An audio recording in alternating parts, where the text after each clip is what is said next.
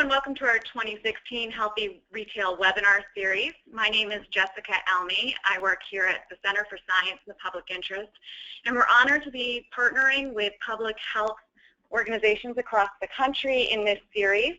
Our first webinar is today, and we're so excited for all of you who are able to join us. We're expecting a fantastic crowd today, and we have two really fantastic speakers for you. So I'm sure that you'll enjoy today's webinar and have lots of questions for them. So there are a couple logistic things on the left-hand side of your screen about the audio tab.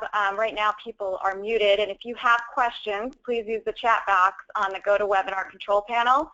You can ask us questions about logistics about the webinar, in which case we'll try to respond in real time and type you back an answer.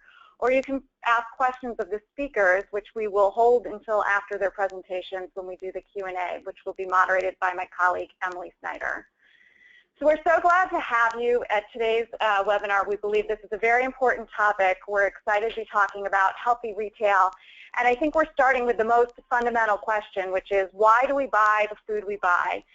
This question seems like it might have a straightforward answer because it tastes good or it looks good or it's what we're accustomed to eating. But I think you're going to find that the two speakers today will really go into depth and will challenge what you think goes into making purchases. So I'm going to introduce Dr. Margot G. Tan, CSPI's Director of Nutrition, and Dr. David Jess of the Cornell Food and Brand Lab right now so that we can just dive right into their presentations. They're going to tell you about the work that they're doing to improve American diets and to find out why we buy the food we buy. But before we turn it over to Margot for the first presentation, I'd like to hand it over to Erica Nacho, who is our co-sponsor for today's webinar. Erica, thank you for joining us.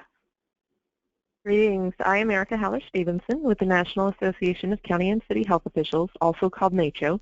NACCHO is partnering with the Center for Science and the Public Interest to deliver this webinar. NACCHO represents the nation's local health departments and provides resources to help them serve their communities.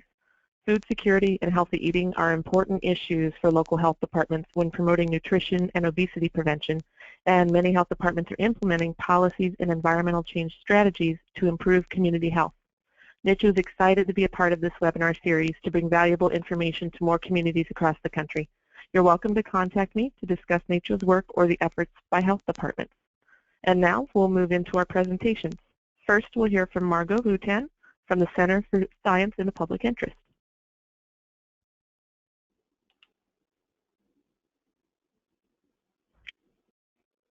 Thank you.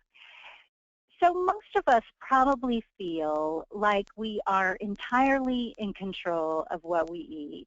And in focus groups, parents tell us that they're the ones who bear most of the responsibility for their children's diets. But people don't actively choose to be overweight. It's not something that many people strive for. You don't usually hear people say, I hope I can put on some weight before the summer, or I'm working hard to grow out of my wardrobe. In fact, Americans spend more than $60 billion a year trying to lose weight on everything from paying for gym memberships and joining weight loss programs to drinking diet soda, and yet 2/3 of us are overweight or obese. So I'm not saying that individuals don't play a central role in their own food choices in those of their families, but that's not the whole story. Even the best intentioned and most disciplined person can't always be in control of what they eat. And importantly, this can happen without us even realizing it. We often buy foods and beverages that we didn't intend to buy. We buy more than we planned. And sometimes we buy things that we didn't even really want. Many food decisions are made on autopilot. It's like when you snap out of a train of thought and you realize that you've been driving along the highway without consciously thinking about it. You've been relying on habit. Habits are unconscious and automatic rather than deliberate decisions. In the context of our food surroundings, that context, including food choices, so the context of our food surroundings can activate behavior, including food choices. And sometimes those food choices can run counter to our goals or intentions, like making unplanned purchases in the grocery store that aren't on our shopping list, or ordering a Cinnabon when you're in the mall when you weren't even hungry, or buying a candy bar from the checkout. Contracts between food processors and supermarkets determine which products get stocked and where. And prime locations cost more because they boost sales. In one experiment, people bought more potato chips when they were displayed on a middle shelf as opposed to when they were on a high or a low shelf. Checkout and end caps also can grab our attention. Product locations so influence our food decisions that supermarkets make more money by charging food processors for shelf locations than they do from the customer purchases themselves. In retail food stores, other details have been so carefully planned out down to the size of our grocery carts, which prompt us to buy more to fill them up. Windowless buildings with unforgettable music, bakery smells that are wafting throughout the store, and constantly reorganized aisles aren't by accident. All of those things prompt us to buy more. We're unlikely to notice as these marketing and in-store cues influence our purchasing decisions, which is part of what makes them so effective. Defaults also influence food choices. Defaults are what you get unless you actively choose something else, like the fries that a restaurant automatically serves with a burger. Package and portion sizes, food formulations, and food pairing defaults all influence what and how much we eat. For example, in one study done at Cornell, 2 groups were given 5-day-old popcorn to eat in different size containers. Nobody in the study really liked the stale popcorn, but the group eating out of the larger containers ate more. Without realizing it, the default size of the container influences how much study participants eat and how much we eat on a regular basis. It's not only default sizes. The food industry uses default product formulations to influence our taste buds too. For example, 2-month-old babies who are given salty solutions reject them. But if some of the babies are fed salty foods for a few months, they will later prefer saltier solutions than babies who are not fed a salty diet. Over the last half-century, the food industry's product formulations have increased the amount of salt, sugar, and fat in everything, from pasta sauce to breakfast cereal. Changing these defaults has shaped our expectations and our taste preferences. The food industry has also changed food pairing defaults. For example, in the 1950s, sandwiches were usually served with a pickle. But through marketing, Frito-Lay changed that default to potato chips. By manipulating the defaults that define our eating habits, food companies affect what we buy and eat, often getting us to buy more or getting us to buy unhealthier food than we would otherwise. Another key influence is the ubiquity of food. If you think back to the 4 Ps of marketing, one of the most important is place. Biologically, we are hardwired to eat when food is available, and companies know that the presence of food is a powerful form of marketing. That's why food is everywhere, at gas stations, shopping malls, ball games, theaters. Airports look like food courts.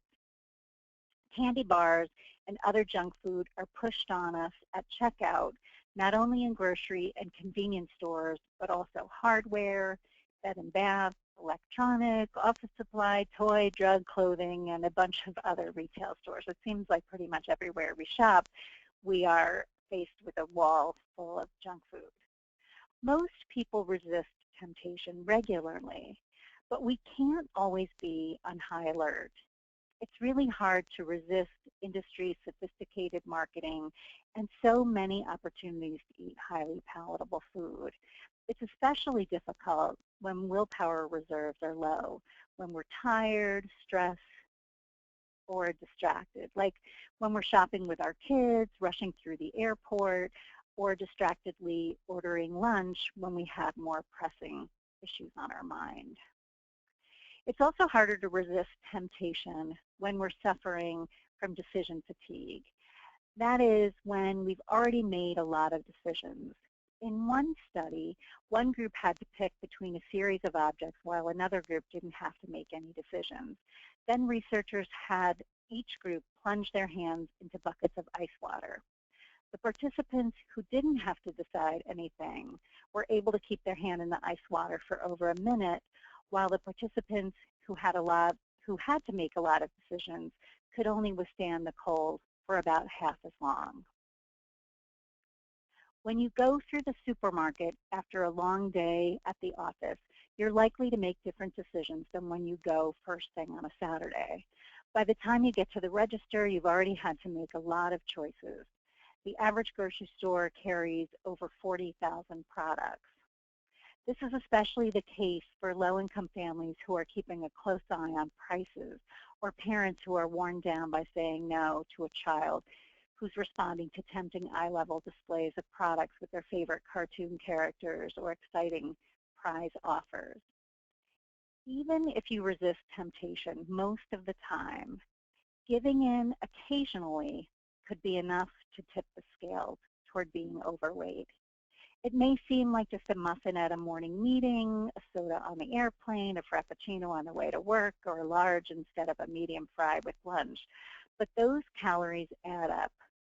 The whole obesity epidemic is explained by about 100 extra calories per person per day.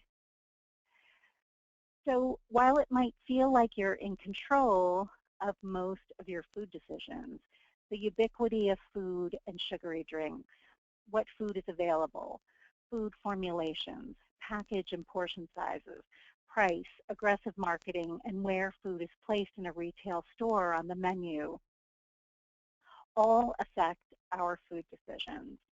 Companies and institutional practices either support health or undermine it. Quite often, there is no neutral. And all too often, those practices make it difficult for us to eat well and maintain a healthy weight. It's not impossible to eat well, but often it's like swimming upstream. Food manufacturers, restaurants, and supermarkets use our biology against us. They've been increasing profits by pushing us toward purchasing specific food and drinks and in larger quantities for decades. Unfortunately, food manufacturers' financial goals are often at odds with the public's health. That's part of why 2/3 of Americans are struggling with our weight, even though we aren't consciously choosing to eat more and certainly aren't trying to gain weight. The Center for Science in the Public Interest works on nutrition policy to help ensure that people can make their own choices about what to eat. In addition to having the freedom to proactively choose about what food to eat, people also need freedom from being pushed into eating calories they didn't really want. So there's freedom to choose, but there's also freedom from being pushed toward food decisions that we didn't really want to make. We need thoughtful approaches to improve access to healthy options at work, in restaurants, schools, daycare centers, from vending machines, convenience stores, and other places food is sold and served. Companies should use their marketing genius to support health rather than undermine it. And we know that this can work. National labeling regulations and state and local policies and litigation have resulted in an 80% decrease in the amount of trans fat in the food supply, reducing heart disease and healthcare costs. Google moved M&Ms out of sight at their office snack station. They still offered the M&Ms, but they made them less visible and they reduced employee calorie consumption by 3 million calories over 7 weeks. When Disney started offering healthier beverages and fruits and vegetables as the side dishes that people automatically receive with kids' meals, 2/3 of families stuck with these healthier default options. So just changing the default for the beverages and the sides led to families getting healthier meals for their kids. Stronger nutrition standards for school lunches have led to kids eating more fruits, vegetables, and whole grains, and less sodium.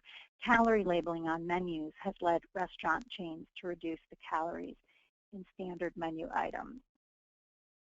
Supporting healthy eating can be through national, state, or local policy, through changes in industry practices and product formulations, worksite wellness, institutional changes, or community action. There are lots of ways to make the food environment more supportive. I hope that you'll partner with CSPI to bring about these kinds of changes and that we can work together to get supermarkets, restaurants, workplaces, schools, food companies, and others to improve food environments and support people's ability to eat well. To learn more about what we're doing or to work with us, you can visit cspinet.org/actnow and join our online community, or you can follow us on Facebook and Twitter. We have lots of materials on healthy eating policies as well as practical tips on healthy eating on our website at cspinet.org, including a supermarket decisions video, which is at this URL, at this bit.ly link, Supermarket Decisions, which provides an overview of some of the key influences on people's food choices in retail settings, which I talked about today. So thank you for the opportunity to be here, and I look forward to your questions after Dr. Just's presentation. And with that, I'm going to turn it over to David Just from the Cornell University Food and Brand Lab. Thank you, Margot. Very good. So I want to pick up just right about where Margot left off and talk about this again from the consumer side. And some of this will sound a little bit familiar, but nonetheless, it is a little bit of a different point of view, I guess. So if we could advance to the next slide. So when we start talking about how we make decisions or thinking about the types of policies that typically get implemented, there really is this sort of myth of a rational food consumer. In other words, a consumer that really does put their mind into it and makes careful and well thought out decisions in every case. And that means that, as Margot mentioned, sort of balancing out the questions of budget and prices, but also weighing consumer information about health and nutrition, like those things that are found on the nutrition facts panel or the calorie postings we now see in many of the fast food restaurants and elsewhere, as well as balancing out, individual preference for taste. And doing that, I mean, we have this idea that people can balance out each one of those different things, and if that's really what people are doing, then the types of policies that we would prescribe for trying to get people to eat a little bit healthier are simply providing more information. If they're not making the best decisions, clearly they don't have the right information in front of them, or perhaps sort of shifting up the prices and getting them to shift from one product to another. And so how does it work out when we employ these types of policies? If we can advance to the next slide.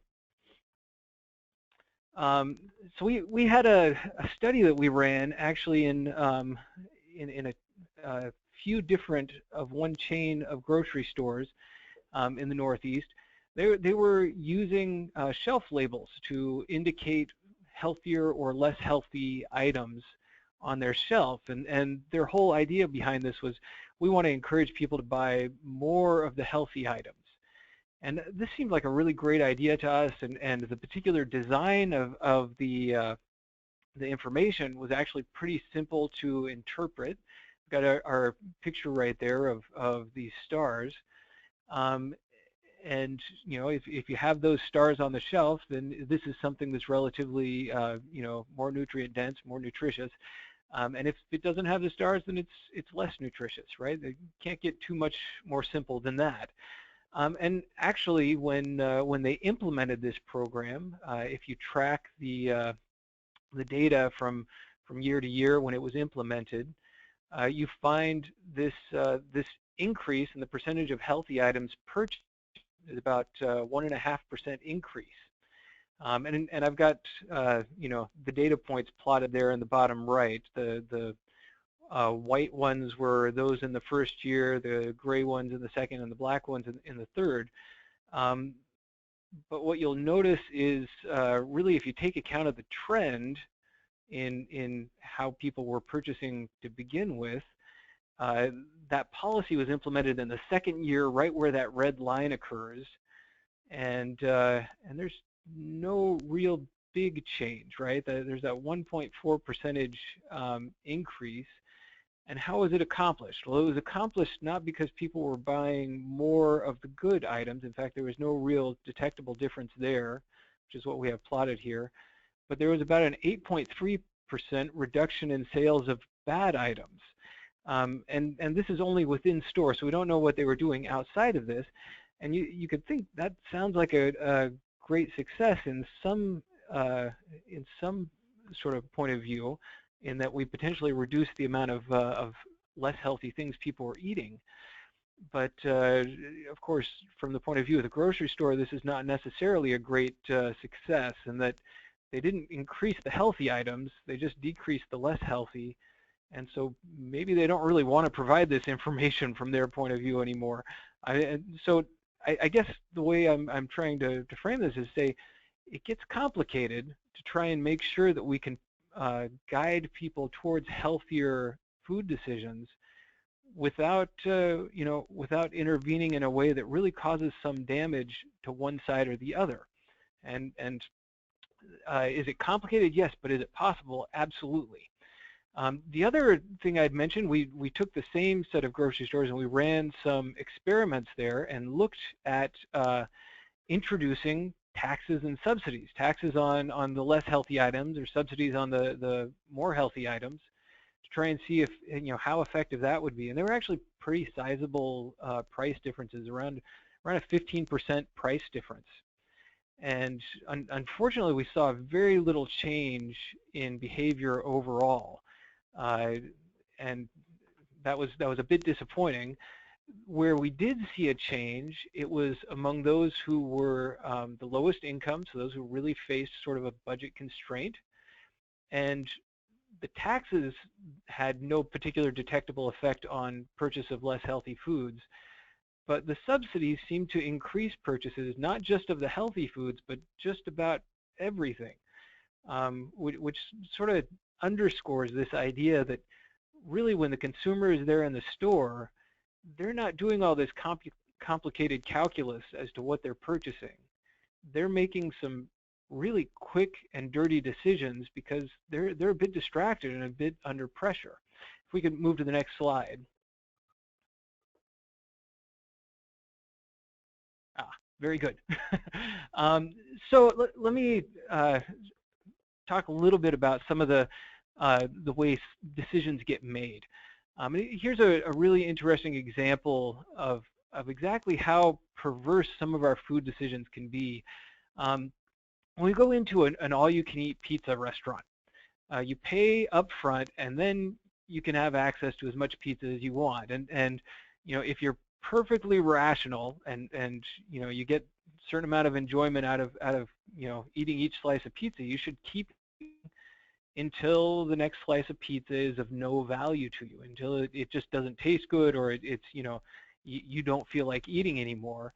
And how much you eat really shouldn't have anything to do with how much you pay for that meal. Well, on the way into a restaurant, we actually randomly assigned people to either receive just a free drink or a free drink and 50% off their meal. And what exactly happened, if we could advance one more. Here you'll see the results, and the results indicate that, in fact, when you pay more, you're eating more, about one slice more, which in this case was a couple hundred calories. It was pretty substantial. And what are they doing? Well, they're trying to eat to get their money's worth. And in trying to eat to get their money's worth, it causes this sort of perverse effect. But it also causes another effect that is even potentially more perverse. I believe advance one more. Hopefully I'm not wrong. Very good.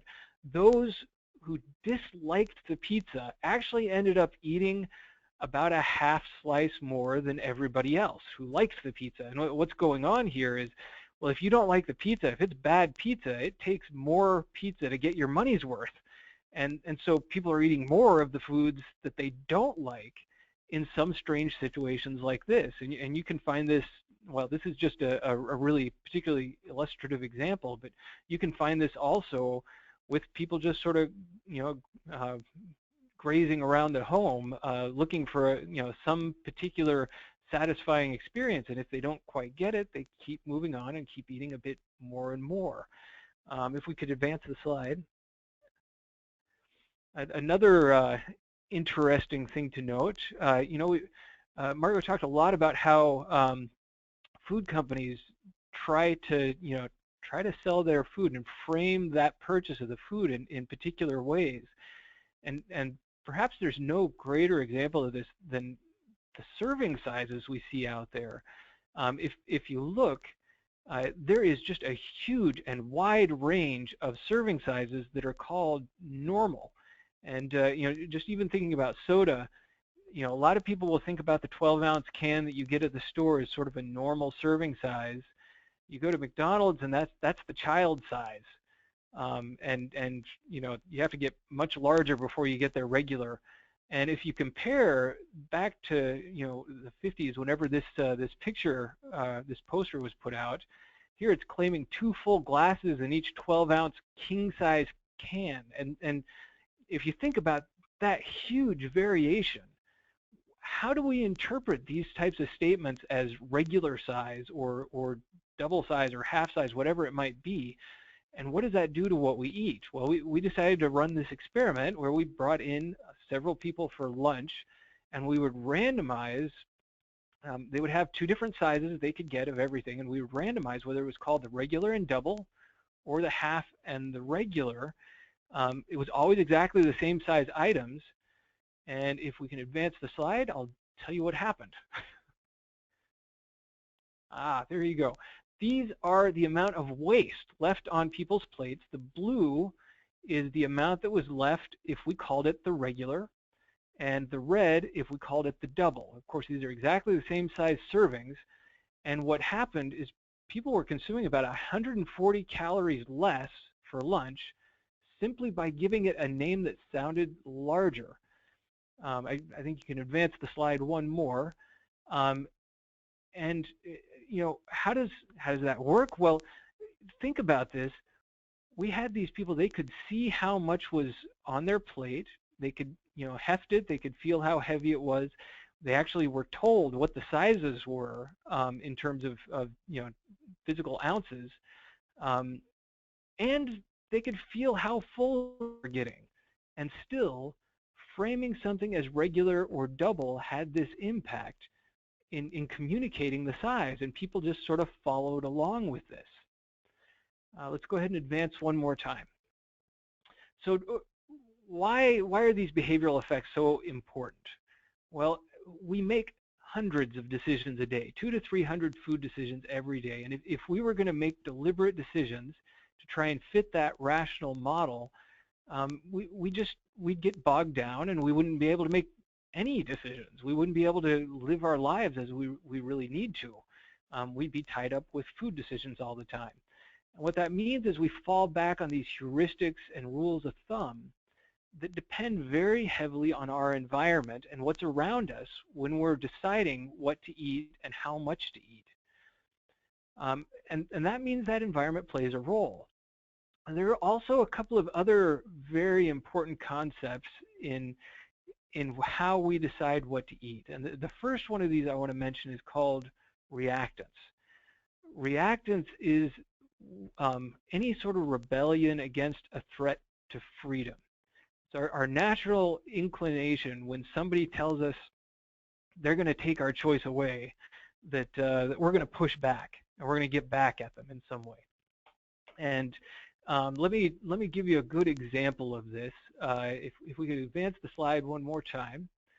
A lot of people, I'm sure, are aware of Bloomberg's proposal to, it wasn't really a ban so much as, essentially make it so you couldn't sell sizes of soda that were larger than 20 ounces at certain venues. And it wasn't everywhere, but it was at, quick service restaurants and at baseball games and movie theaters and places like that. And, on the one hand, this policy seems really sort of innocuous in that you don't really need more than 20 ounces. People weren't consuming a whole lot more than 20 ounces on average, even in those venues. And so it wasn't, it wasn't a huge effect on the people who it was going to impact. And moreover, people buy most of their soda in other venues that weren't covered by this proposed rule that he was going to put in place. Well, we wanted to see how people responded to this rule, and so in fact we brought in a bunch of students and faculty and other people in around Cornell, and we administered a survey, an unrelated survey, and while they were completing this survey, they were given soda to drink. And half of those completing this survey just had a survey and they filled out paperwork. The other half would fill out this paperwork, and somewhere in their paperwork, actually towards the front of it, there was just this picture of Michael Bloomberg, who had been associated with this soda ban. And if we advance the slide, the results were that those who saw Mayor Bloomberg when they were completing this survey ended up drinking about twice as much soda as those who didn't.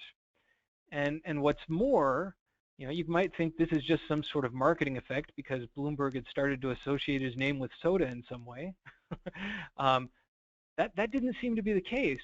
What's more is when we administered surveys looking for this reactance, this sort of underlying anger, we found it. Those who were in this Bloomberg condition were really angry compared to those who were in the control condition. I know we've since gone and looked at, comparing sales of soda around New York City, comparing to the rest of the country over the period when Bloomberg was talking about this proposal, and you can detect an effect, a household level effect of people pushing back on the whole idea. And the problem is not necessarily how restrictive the policy is, so much as how contentious it seemed to be made and how confrontational it was that it drove this sort of reactance. If we could advance the slide. So the flip side of this is what we call attribution.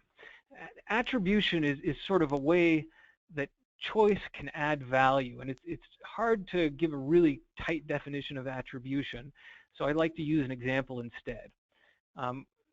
Here again, we ran an experiment. It was a whole bunch of 4-H camp kids that came to Cornell. We had hundreds of them, and we again randomized them into 1 or 2 groups. And one group was, when they would come into lunch, we'd give them carrots, and they said, here are carrots with your lunch. And the other group was given a choice of carrots or celery. And the first thing you'll find is that when we did this, of course, almost every child chose carrots. And why is that? Well, because it's not celery. And kids tend to prefer carrots over celery. And if we could advance the slide.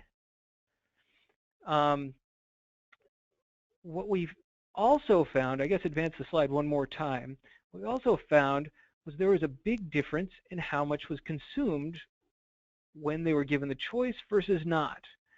When they had no choice and they just had the carrots, 70% ate carrots. When they had the choice between the two, 90% ate carrots, not just carrots or celery, but carrots. So given the choice of celery, you're more likely to eat your carrots. And why is that? Well, when you have this choice between the two, you have to actually reason through which one do I prefer.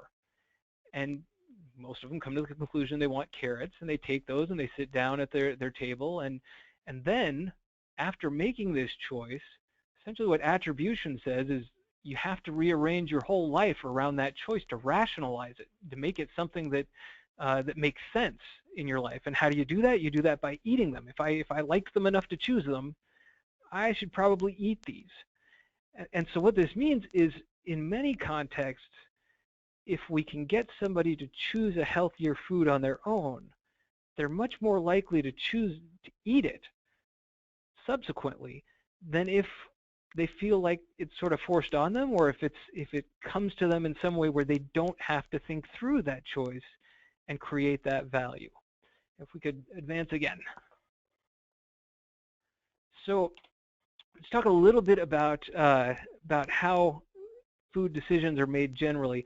Food psychologists tend to think about us as having sort of two different decision mechanisms. One we would refer to as a hot state, where, you know, if we're distracted or we're hungry, we're under stress, it's noisy, whatever it might be, we get into this hot state and we don't think through our decisions very carefully, and we tend to eat for convenience and taste and wanting to feel full. Whereas if we're in a little more calm state, we don't have that same sort of distraction. We have more of our cognitive resources available. Then we start behaving like that rational decision maker. Well, part of the problem is almost every time we eat, it's because we're hungry. And being hungry puts us in this sort of hot state where we're likely to buy the things or choose to eat the things that are less healthy for us. If we could go ahead and advance. So to illustrate this effect and how it can work, we actually ran some experiments in upstate New York schools where we would randomize classrooms. And some classrooms, they would, on entering the school in the morning when they've just eaten and it's still sort of calm and they're just there in their classroom, they can't smell the food or see the food, they would order what they wanted for lunch on a smart board, like you see pictured in the upper right. And the other group would actually choose their food in line as normal, right? So they would be selecting their food when they're hungry in the middle of the day, and they're smelling the smells and they're seeing the foods, and they're distracted by the noise of the line and the lunchroom. And what happened? I guess go ahead and advance the slide, and I think you have to do it 3 times, so 2 more times. I lied, 1 more. What happened, we had about 12% less fruit taken when they were ordering in line. 9% more likely to take snack foods of some sort, and 25% more likely to take a starchy side. So this is what we call a behavioral interrupt, where if you're just sort of going through the motions in the lunch line and falling back on your habit, you're going to choose these less healthy items. But by switching this time to early in the morning and putting people in a little bit more of a cold state, we got them to think through their choices, and they naturally made better choices. And nobody's, displaying reactance here because it was their choice, right? They valued it, and because they made that choice, they actually are probably, we didn't assess, more likely to eat it. Let's go ahead and advance. So how do we know what to buy? Margot referenced how many choices you have in a grocery store, and here you have a picture from a typical grocery store where there are 285 varieties of cookies. And how do you know which one of those is the one that's best for your family, right? You can't go through all the health information in any one of these categories, and you'd have a difficult time even just going through the price information to figure out which one is offering you the best, best deal for your money. So in that sort of circumstance, we fall back on these heuristics, and we're just sort of looking for anything to tell us what to buy. If we could advance one more. And so if they're looking for information to tell them what to buy, we decided that might be a good place to try an intervention.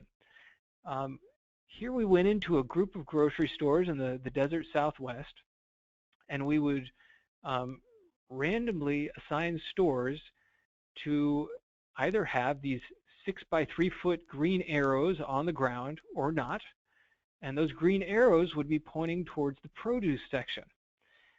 And we found that whenever we would have those arrows in, we saw about a 9.5% increase in the sales of produce. In other words, we found that people like to follow arrows, at least in a grocery store. And what was even more interesting to us is when we took this information and we went back to the grocery store managers and we told them that this is what happened, they were elated and they wanted to keep this in their store, and they also decided to roll it out to all the other stores in their chain that hadn't tried this. And why? Well, because produce ends up being a really high margin item because it's perishable, and this was making them money. It was making them money by taking money from other parts of the grocery store, and actually sales were exactly flat, and moving it to these perishable items. So if we could advance one more time. So from there, I want to go to a slightly different setting and finish up talking about some of the work we've been doing in food pantries, because I think it shows, you know, I've given you an example of how this can work in a commercial environment and work in a way that both consumers and producers will at very least not be opposed to. In food pantries, you know, food pantries depend on donations, so they have a lot of foods, and sometimes those foods are not exactly what you'd like to get, you know, to send out to these families that really rely on it. I knew of one local food pantry that had like an entire truckload of Monster soda, and what can you do? They have slim budgets.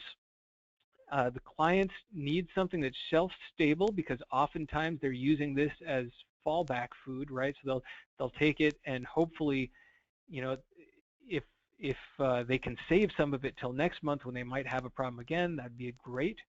But it needs to be nutritious food. It needs to be food that actually can supply the nutrition for a household that's sort of on the edge.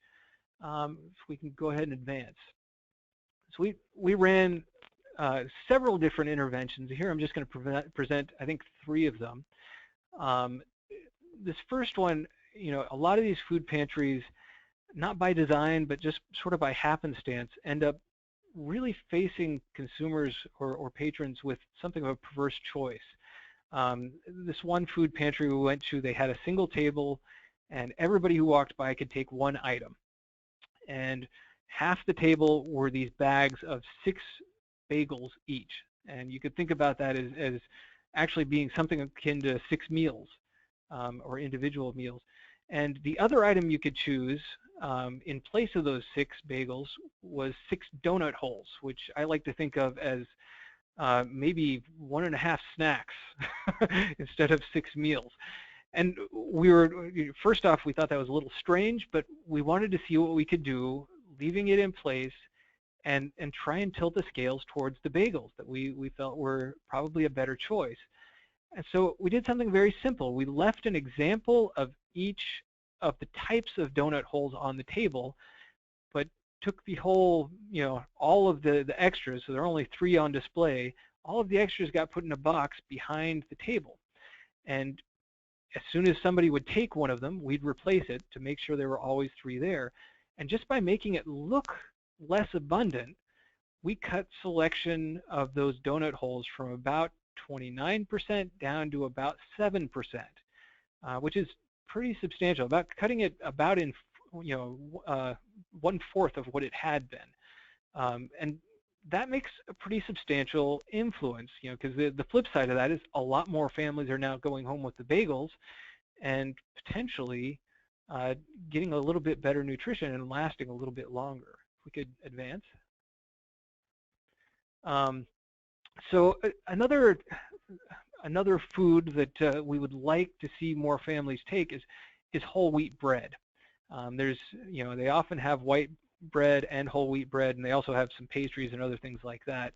And one simple thing that can be done to potentially influence people to buy it is simply to have multiple facings. In other words, to have it in 2 different places on the line.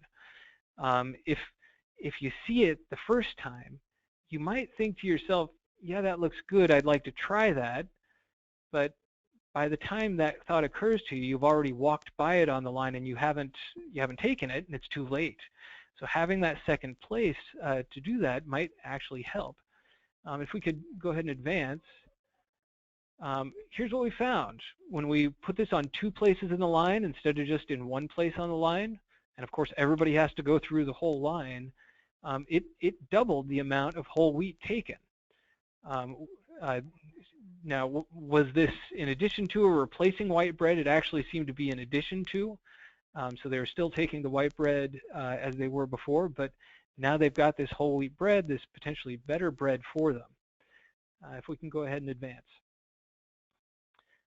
Another very simple thing to do is just to make things more convenient. And unfortunately, go to a lot of food pantries, and you'll find a lot of the produce just gets set in a box on the ground. And that was the case for some cabbage that we saw at one particular food pantry. I believe it was in Colorado. And it's inconvenient to try and pick it up. So if we could advance one more time, we did a simple thing. We just moved that cabbage onto a table. And by doing that, even though cabbage itself is not a particularly attractive item for most people, we got about a 10% increase, or in this case, it's about a 50 percentage point increase in selection of cabbage, which is substantial. And let's advance one more time.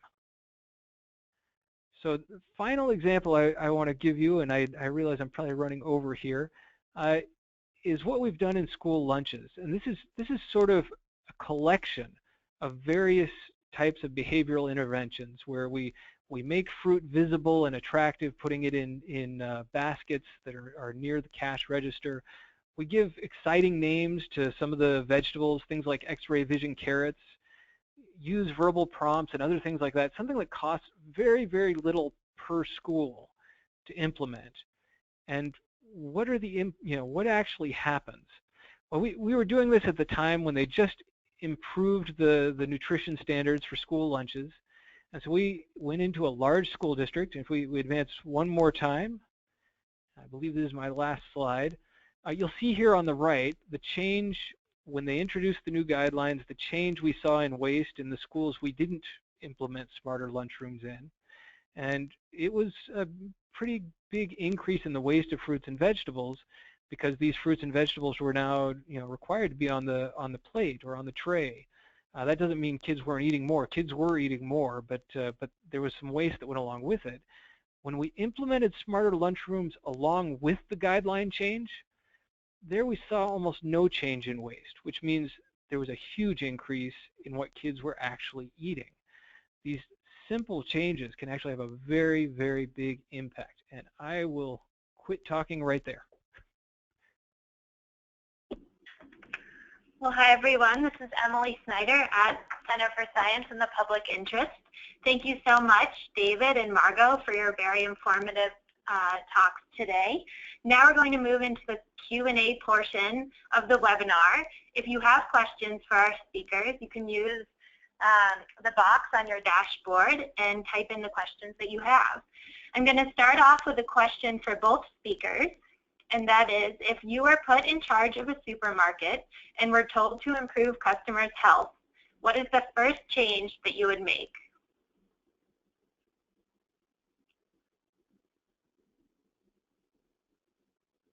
So if you want me to go first, I can. Go ahead. I think the first thing that I would change if I didn't have to worry about my revenues is I'd start moving a lot of fruit and perhaps some of the more convenient and attractive vegetables to end caps. to things that are really visible, so that people saw them everywhere. And you'll see some grocery stores that actually do some of this, but you do have to recognize, you lose a lot of money when you give that space to the fruits and vegetables, and so there are some real constraints we have to consider, and that's sort of why we had that effort with the arrows, because we didn't see the same trade-off there. I guess since David started with produce, I was trying to decide between produce and checkout, and I think addressing produce, changing the visibility, the placement, the pricing to make it more appealing would be one key thing. I think the other easy, quick thing that I would do is I would take all the candy, chips, and other junk food out of the checkout. It just seems to me downright unethical to be pushing extra calories on people that they didn't really want. That I just don't think I could in good conscience be putting candy in a place where I know it's all about impulse buys, which means getting people to buy stuff that they really didn't want to buy, that they didn't plan to buy. And so I think one of the first things that supermarkets should do is just get the junk food out of the checkout. Well, thank you very much. Certainly it would be wonderful to see produce very accessible in the supermarket, and also to have some of the checkout aisles be rethought a little bit. And the next question is for you, Margot. And while you were speaking, you talked about the 4 Ps of marketing. What are the 4 Ps of marketing? So when most people think about marketing, they think about advertising, and that comes under one of the P's, which is promotion. The others are place. So I talked about food ubiquity. Companies want to have their products everywhere you are to try to induce you to buy product. It's not just a matter of wanting you to, if you feel hungry, be able to choose their product, but to actually have their product physically present, because they know that that will lead people to consume food even if they are not necessarily hungry. So promotion, place, there's price, price promotions or changing the pricing structure. I think David mentioned that their experiments around food taxes or simulating food taxes didn't lead to changes, but we know that the sugar-sweetened beverage tax in Mexico has led to a decline in SSB, in sugar-sweetened beverage consumption in Mexico. And so there are various ways that companies change the prices to promote their products. And then there's the product itself. There's the way that the product is formulated, like the way Cheetos dissolve, or the perfect crunch of a Dorito, or Lunchables, where the kids enjoy putting the product together, making their own little pizza. There are those kinds of aspects of the product, or things like product pairings, where, like I talked about with a sandwich coming with chips, didn't used to be what most people ate, but Frito-Lay got us kind of brainwashed through their marketing to expect and want chips with our sandwich, no matter where you are. Even if you're someplace like Subway that has some healthier options, still chips are the automatic pairing that you expect to have when you go there. So price, promotion, place, and product are the 4 Ps of marketing. Thank you, Margot. The next question that we have is for both speakers. And this is a webinar attendee who said that we've noticed that most Americans want access to both healthy options, but don't want other choices that they have taken away from them. Given our public health goals, what are your recommended talking points for communicating with the people that we work with about this? Well, I think in terms of framing, when you ask people, they say that they want both. They want choice. They want to have a wide range of choices available to them. And I don't, in America, maybe it's this way in other countries, I don't know, but here we really want our freedom protected. We don't want anyone infringing on our freedom. But there's this false sense of choice when it comes to food that makes it really difficult and works against some healthy eating policies. People think, for example, Mayor Bloomberg, they think he was limiting their choices by reducing portion sizes of beverages.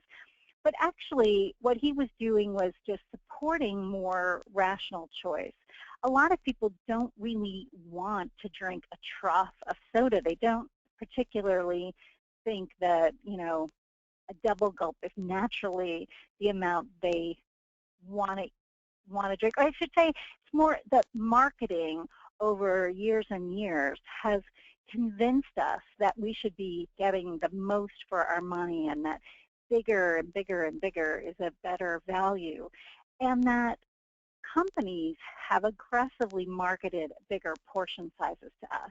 Now, nobody says that Coca-Cola or Pepsi is being a nutrition nanny by pushing us toward giant portion sizes.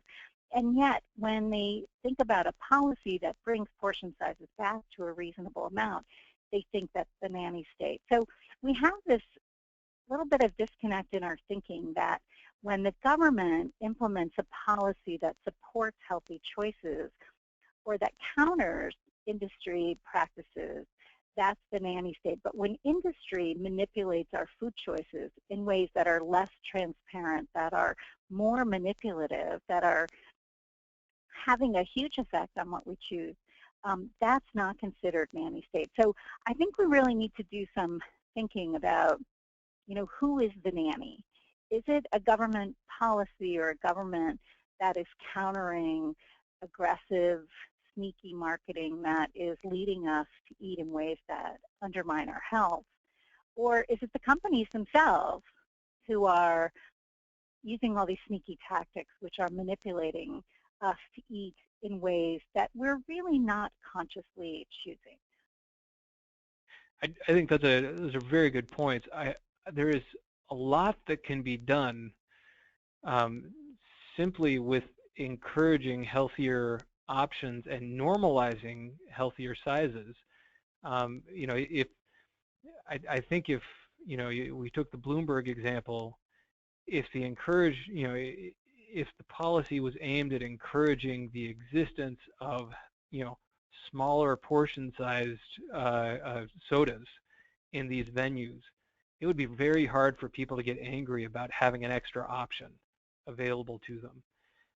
And even if the policy had been aimed at, you know, making sure they're there and making sure they're presented as the normal choice or the default choice, I don't think there would have been much of a backlash from consumer side if, you know, those other options were available. It would be hard for them to frame it as something that was really, you know, the nanny state stepping in with the you know, with some sort of draconian measure. There's a whole lot that can be done in a way that frames it as in a positive light and you know, creates these policies in a way that's non-confrontational, particularly non-confrontational for the consumer. And to me, that's the key in making sure these things actually get through, is framing it in trying to get people to eat healthier. Now, does that mean we can't do anything on the trying to get people to eat less bad food or junk food side? I don't think so. I think there's a lot that can be done there as well, where it's simply making it less normal or less, I won't say accessible so much as less convenient to get without removing those choices. And just a little inconvenience really goes a long, long way. David, one good example of where this so-called taking away of choices has been perceived differently is around restaurant children's meals. And I think a lot of people didn't really think about the fact that restaurants were pushing soda on kids by making them the default beverages on the children's menu. And, you know, if you didn't ask for a specific beverage, you were automatically given a soda for your kid or a cup for the soda fountain. And a lot of people don't think that soda is the right choice for little kids, little kids who are getting kids meals oftentimes 6 or 7 years old. And so a number of restaurants, 6 or 7 just in the last year or so, have decided to take soda off the kids menu, at the request of parents and health advocates who are saying, for kids, little kids, let's have healthy options be the norm, or at least healthy beverage options. Now they need to do a little more with the entrees and side dishes, but at least on beverages, many of the big chain restaurants are dropping soda from the kids menu and normalizing healthy beverages as the default choice. Right. That's a great example. Well, thank you, Margot and David. I see that we're at the end of the hour here, so I will wrap up by saying thank you so much to our two speakers, Margot and David. Thank you to Erica and Nacho for co-hosting this webinar with us. Thanks to all the attendees who have been on the webinar, and we look forward to continuing the Healthy Retail webinar series with you all. We will be sending out more information about the next webinar very soon. Thank you, and have a good afternoon.